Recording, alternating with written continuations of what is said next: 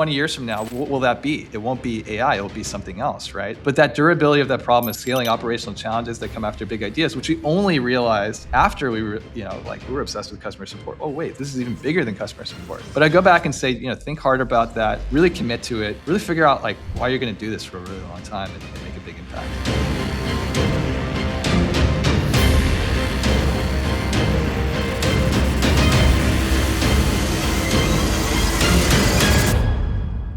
Alrighty, hello everyone and welcome to the Deal Maker Show. So today we have an amazing founder, a founder that is building in a really exciting segment right now. Everyone is really all about customer support, customer service. I think that they're nailing it and they're building a rocket ship. We're going to be really talking about some interesting stuff. So brace yourself for a very inspiring conversation, whether it is raising money, building your business, how they went about picking lesser known names, on VCs that they were working with. And again, they did that for their Series A and for their B round, but you're going to see, why they went about doing it like that. And also building a startup inside of a startup. So really, really good stuff. So again, brace yourself. And without further ado, let's welcome our guest today, Wang. Welcome to the show. Yeah, thanks for having me, Alejandro. Really good to be here. Originally born and raised in Chicago, parents, immigrants from China. So, I'm sure it was an amazing, upbringing, and we'd love to hear, how was life growing up for you? Yeah, I think there's something about growing. So my parents are from coal country, China, so Shanxi, and Chicago. I feel like greedy. A lot of people that come from there or from the Midwest generally, I think probably really resonate with that feeling, and so. I grew up in rooting for the Bears, rooting for the Bulls. The Bulls were very good when I was younger, and then not so good, later on. But cold weather, sports town, very humble, kind of greedy type of place. And so when I came to Silicon Valley, I was 2014 or something like that. It was a bit of a culture shock in many different ways. I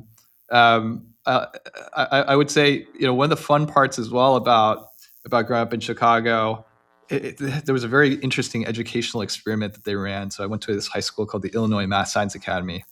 It's a public boarding magnet school. And it was started by this guy, Leon Lederman, who won a Nobel Prize. He ran Fermilab for a while. And it was just magical place for me and kind of got me going in a lot of different ways. Before then, I was playing a lot of video games. And after that, kind of became much more of a student, kind of self-driven learner, which was kind of the whole philosophy of the school, and has really paid me back really, really well. And it continues to be an institution I really support. So public boarding magnet schools in Illinois. Now, one thing, there is that one of your teachers, Emily, ended up becoming quite the author. That's right. Yeah, Emily Oster. So the school had a bit of a kooky approach to education. Again, it was very self-driven. So Wednesdays you didn't have school; you'd go do a research project.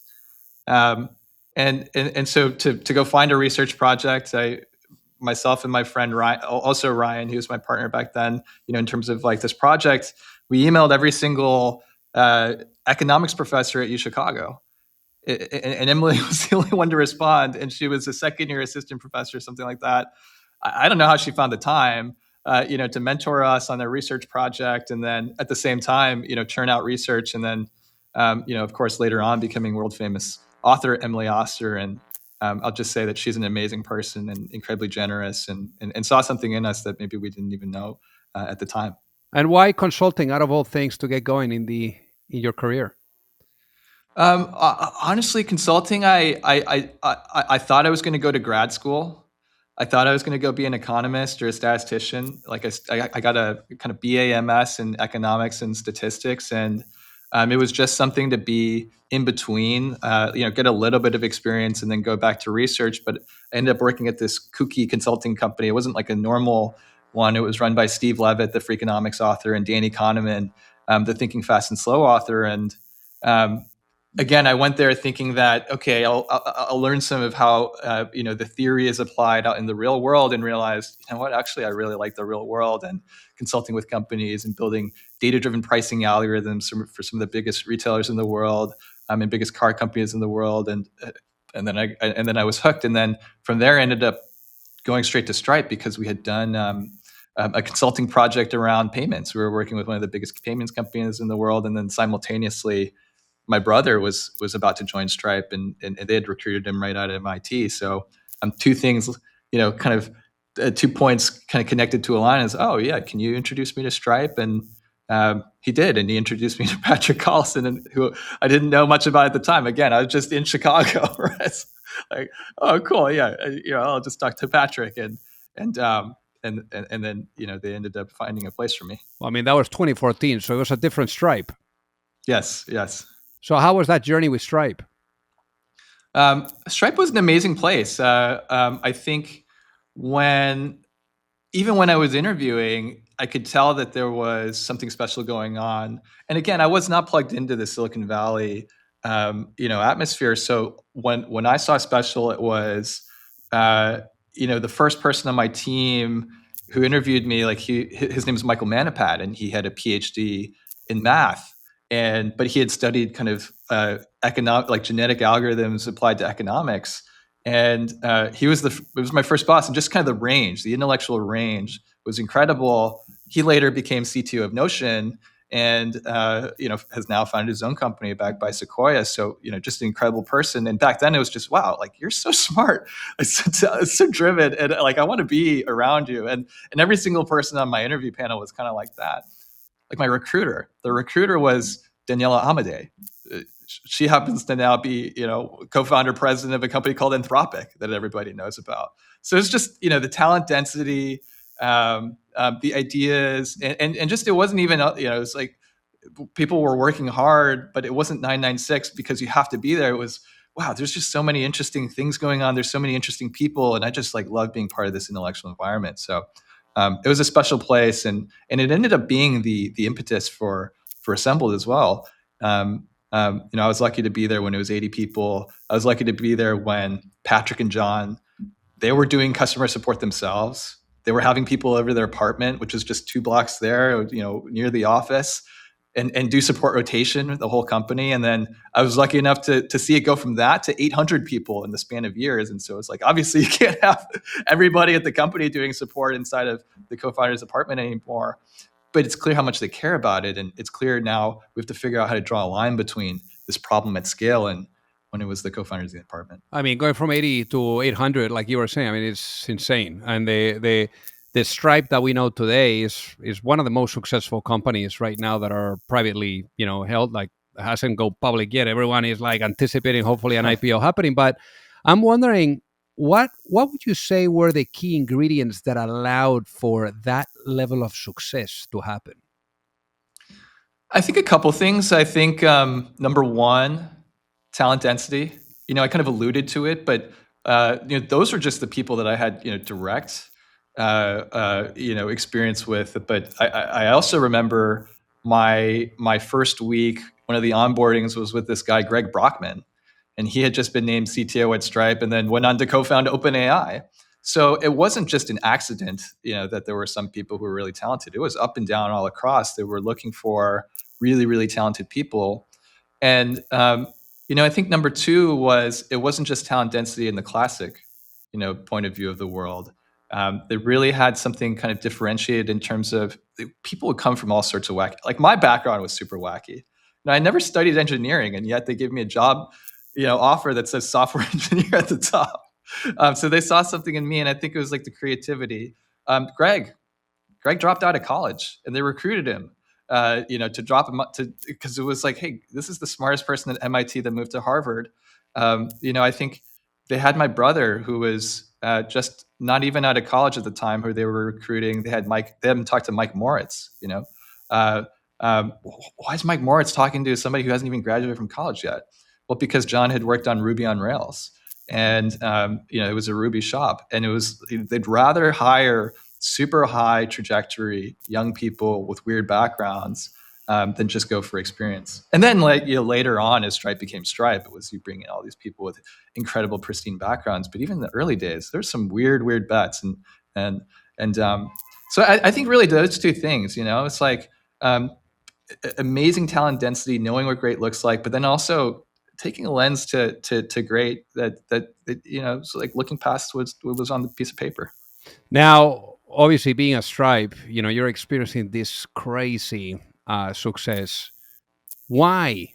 You know, taking a page and taking a bet and being like, I'm gonna go at it and do it myself. Like, how did the whole idea of Assembled, come knocking to you to want to take that level of action? It's such an incredible chapter that you were experiencing in your career. Yeah, it was very slow. Then all of a sudden, and I tell people I could have easily imagined staying at Stripe for a long time, but this problem just kind of like caught hold and just became obsessed with it, and that was the problem of customer support. So I mentioned I was part of these support rotations with Patrick and John, and then I came from a machine learning background. I was working on fraud detection, and somewhere between having worked on a number of different projects at Stripe, my co-founder Brian and I, one of my co-founders, the other one is my brother John, but he had left Stripe by that point in time. But we just thought, how come nobody is really working on support, from the lens of machine learning? That was circa 2016, 2017. And we built a lot of really interesting tools. We built this system called Lumos. We actually went in and said, we're going to automate with machine learning. We're going to hand tune these models. And this is pre-AI, so you still had to build them on top of Hadoop with all this data. We're going to hand tune these models, and we're going to automate away all this volume of tickets. And actually, we automated quite a large volume, but then we ended up talking to Bob Van Winden, who ran all of support at the time, and he told us, that's the easy stuff, like these password resets. This 40% of volume, 60% of volume, because it wasn't quite 80%, with AI today. That doesn't represent all of the handle time and all of the cost. Instead, you should try to figure out how to make people more productive and build systems like workforce management, which was what we ended up building Assembled's first product around, because that is the software that we need to buy, but there just aren't great options out there. And so we just kept working on these problems first within Stripe and just became obsessed with them and realized okay, there's a lot of breadth to the machine learning challenges you need to forecast. You're solving some version of the nurse scheduling problem, building schedules for thousands, now tens of thousands of people at a time.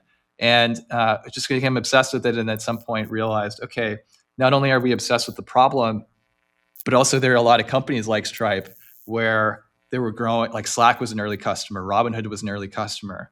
And all of them had versions of this story where it's like, they just cared so deeply about the customer experience in the early days, but they were growing so fast and everything was breaking. And how do you scale this? How do you scale the great support that, when it was the founders in the department? And so then we realized, okay, we have to go start Assembled. It wasn't even a choice. We just have to. So for the people that are listening, what ended up being Assembled? How do you guys make money? What's the business model? Well, today it's the AI platform for customer support. So we have many different products. We're 8 years into it. We have AI agents. So they automate chat and voice calls. So if you go to Patreon's chat or you'll see Assembled, the Assembled chatbot, and you'll be talking to them. We have an AI co-pilot. So that makes agents at Etsy, at Canva, at a number of really iconic companies. It makes their human agents more productive. And it helps them ramp twice as quickly with knowledge. And then deep within the bowels, you'll never see this, but workforce management, which is the forecasting, the capacity planning across human and AI agents. So what work should go to humans, what work should go to AI agents, and then the kind of real-time operations around that. That's one of our biggest in our first products. So, it's everything under the sun in terms of support operations. And there also are two flavors of it. So, we've got like headcount-based pricing around these workforce management and co-pilot tools. We've got usage-based pricing around our AI agent tools. So we've got a lot of different speeds at this point. So now, what would you say was that moment where everything clicked? And you guys really realizing we finally hit on product market fit.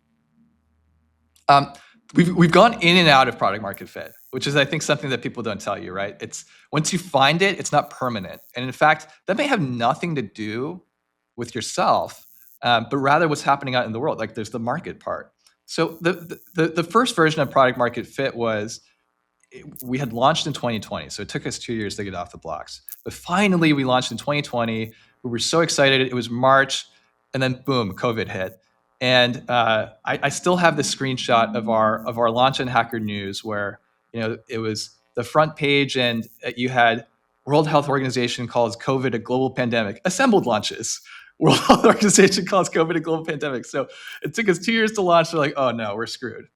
And then a month later, it was off into the races because all these businesses started growing. Um, Call centers where people had been like, it's called a call center because that's where you worked out of, one central location. They were all of a sudden dispersed, and so you were managing these large distributed teams. You had companies growing really quickly, adding headcount, and they're just like, how do we manage all this? And then so we were replacing spreadsheets at a point in time where businesses just had to. Robinhood, Slack, Stripe, all these companies were blowing up. Casper was an early customer. Grammarly was an early customer. GoFundMe was an early customer. All of them, they needed to replace their spreadsheets because their support teams were growing so fast and their businesses were growing so fast. So that's the first version of product market fit. The second version was in 2022 when a lot of these companies hit headwinds and they had to get more efficient. And then all of a sudden, oh wait, like now you need a tool as well for a different reason, but we had to repurpose it. We fell out of product market fit because it wasn't just riding headcount growth. It was, how are you going to make this team 20, 30% more efficient, truly, like hard-nosed ROI? And then the last version of product market fit was, it's no accident, it's no secret that customer support is an obvious application of AI. Everybody knows that. And so when we built AI agents on top of our workforce management data, they're resource-aware AI agents, so it's different from any other chatbot. It took us some time to figure out, like, okay, people knew us for workforce management and not AI agents, so we really had to go back to our customer base and say, you know us for this thing, now we're these other things, and here's why we're better. And it took us some time. It took us probably, like, we launched this in February, but we had been working on it, like tweaking it at the edges for probably a year and a half before we launched. And now it's off into the races, but it took us time to find that product market fit of, it's an AI agent, but here's why it's part of the assembled platform. So you Now, can fall in and out.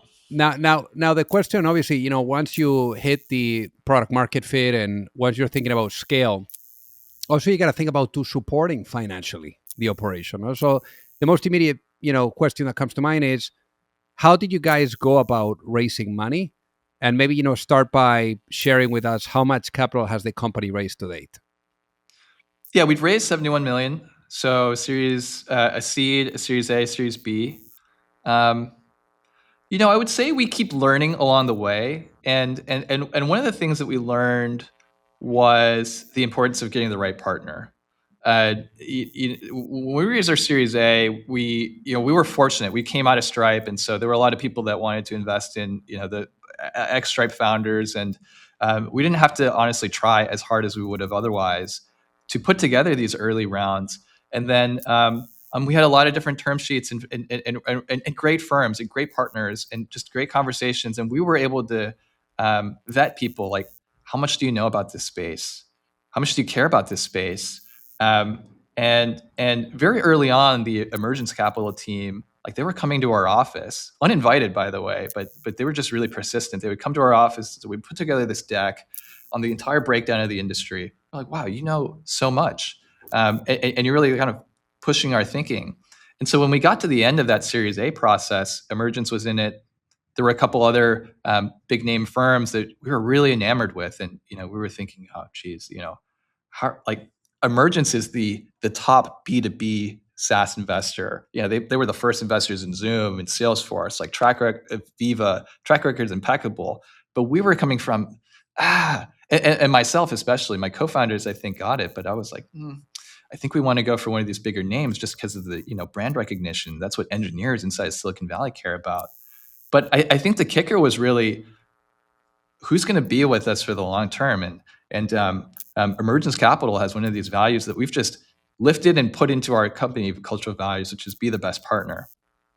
And boy, when COVID ended, and when ZERP ended, and when the bubble popped, and we were in there for a Series B, Emergence was still around, and it was the same partner. And they were incredibly supportive and still helpful years and years later into the business. And then even a couple of weeks ago, we were hiring an executive, and I'm still talking to their talent partner. I'm still deeply, like, they're still deeply involved in the business. And I see people who raised from these funds that were making it super easy, right? Like, you just, all you had to do was send them a data room, and they'd give you a term sheet the next day. And it really is, I think, true. Easy come, easy go. And these firms that are around for a long time that maybe you kind of overlook that have a specialized insight. They'll stick with you and they'll ride with you and they'll be helpful to the business for a long period of time. So that was my big learning from that process of overcoming just the feeling. Okay, I got to go with like the biggest brand to know who's going to be most helpful. And when you say helpful, just so that people listening really understand what, because most VCs, they say, hey, yes, we add value. Everyone Yeah. says they add value, but what does receiving on the founder end, what does receiving that value look like real value from a VC? What are those shapes and forms? Yeah, I think the day to day of it really is the stuff that you can't overlook, like going out hiring executives, going out interviewing executives. So still to this day, Jake Saper, he's on our board. He led the Series A from Emergence. If I know I need to get a candidate in front of him, like this afternoon, I'll just text him. I'll call him like, hey, and he knows enough about the business to be dangerous in terms of like sell this person, or he knows enough about the business to be like, I really need you to dig into these couple of pieces because I don't know everything across all of these executives, but he, across all of these executive functions, but he's seen a lot of it. I think the other part that's underappreciated is the operating partners. Like a lot of the times you see these firms and they say like, oh, maybe it's just window dressing, it's just advertising. But no, like Tammy Hahn is a talent partner. I've learned so much about recruiting from working with her just over the years now. Or Doug Landis, who was an early go-to-market partner. I did not know up from down on how to set up sales quota, how to, what to ask even of our sales leader. What are the ratios of AEs to SDRs? Oh, okay, we have all this magical inbound right after our rounds, but we're going to have to build this machine to do outbound. Or I just came from a channel partner conference. What even is channel partnership? Why should we think about that? All these people gave me an MBA just in fast forward, and they were deeply involved in the company. And then, I think the kicker really is, those are probably the day-to-day actually useful nuggets. And nobody wants like advice, but sometimes you really do need advice in the sense of somebody that's just going to tell you you're wrong, or here's what we really think and why. Especially once you're successful, people don't really want to tell you that. But I'll tell you, my favorite moment working with Jake was a 2 hour long phone call where we were just like yelling at the top of our lungs at each other, because we had that good trust. It's like it was about the pretty impactful direction of the business. So one of those decisions that you really have to get right. And I appreciate that. I appreciate that he would push me and stay on the phone for that long, to talk passionately about something that needed to be figured out.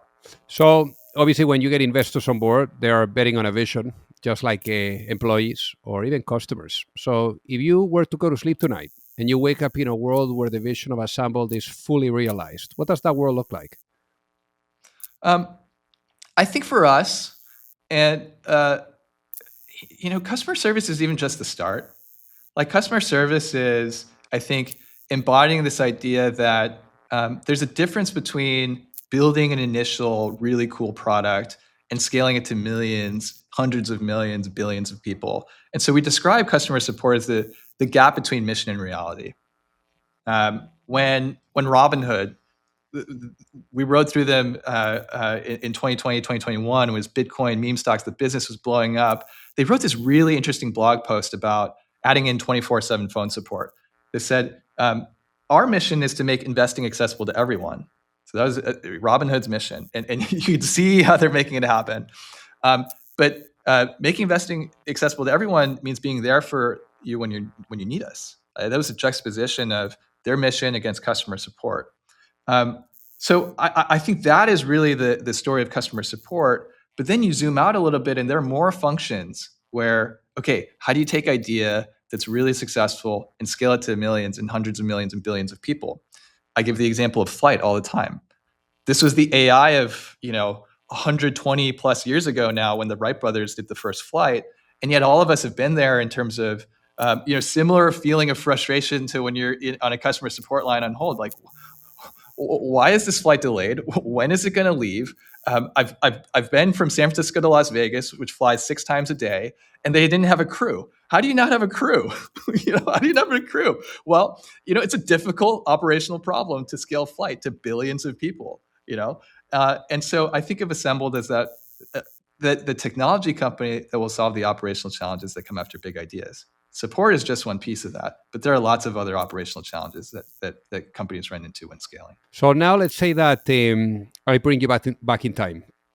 Obviously, you've been a while now, with Assemble, but let's say I bring you back to the moment where you gave your notice at Stripe, and let's say you were walking out of the building, and you're able to stop that younger Ryan, and you're able to tell that younger Ryan one piece of advice before launching a business. What would that be and why, given what you know now? I think it really, the trope that it will be so much harder than you think is so true. We thought we were going to be off and running, and it took us 2 years to launch.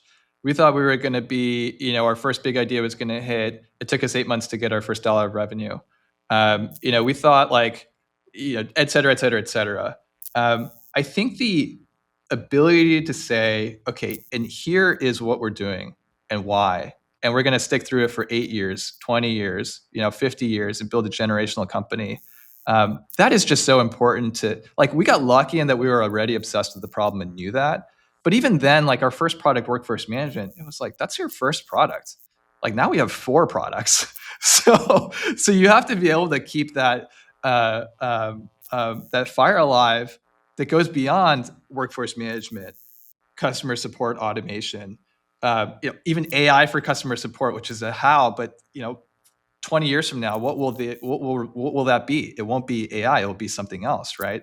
But that durability of that problem is scaling operational challenges that come after big ideas, which we only realized after we were, we were obsessed with customer support. Oh, wait, this is even bigger than customer support.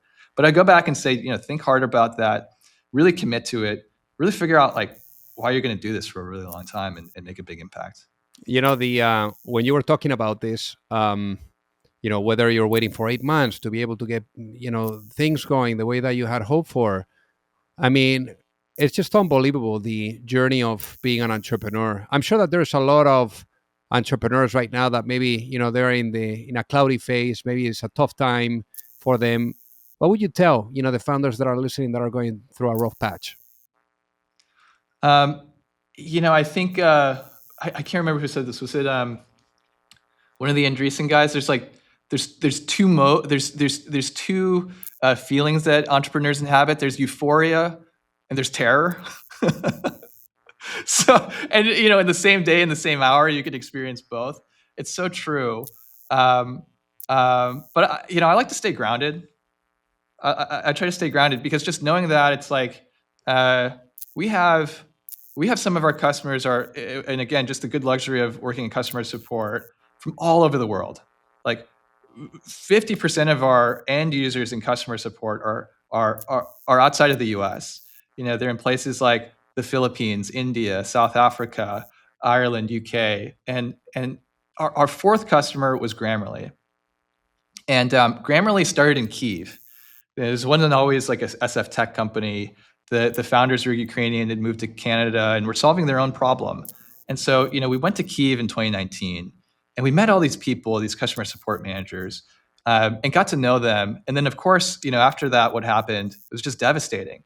And we kept in touch with folks, and even I want to say a year ago, one of the managers came to San Francisco and came to speak at our all hands. And I just remember taking a walk with her and one of our sales folks, and it's like, so, did your husband come with you? I said, no. I had to take a train to Poland to then fly here, and men aren't allowed to leave the country. I was like, wow, that puts all of this into perspective. And we want to be great. We want to have a big impact, and impact is working with people from all across the world, from all different walks, and giving them a platform for what they do. And now she started a company, and every day they're living, and they're just living. It's like there's everything that's going on, and they're pursuing their dreams and their passions. And I was like, damn, I am so inspired by that, and for us to be a small part of that, our problems seem small. The euphoria, the terror, that's more about like a scoreboard that somebody else is keeping. Like, we're talking about impact, and that keeps me grounded, is just knowing who we're working for. I love that.